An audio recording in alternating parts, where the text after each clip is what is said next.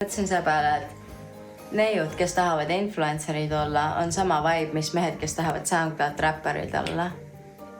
Mees, kuule, need naised, kes tahavad nagu fucking influencerid olla, on sama nagu fucking nagu mehed, kes tahavad SoundCloud räpperid olla.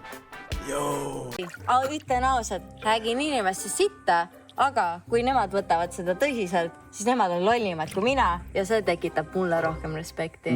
Kellelgi on halvasti või räägin neist sitta ja nad võtavad seda tõsiselt, siis see tekitab talle veel rohkem respekti. See näitab, et nemad on lollimad kui tema.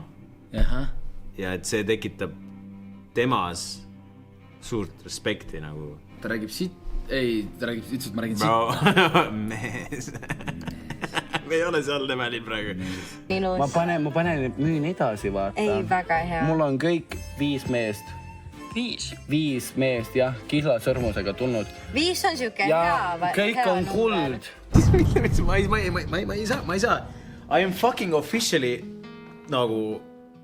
Ma olen debiilik praegu. Ma olen nagu ametlikult debiilik. Ma ei saa mitte midagi aru, mis nad räägivad. Ma ei ole, ma annan alla. I give up. Nagu ma proovisin aru saada, aga ma ei saa. Milles me räägime?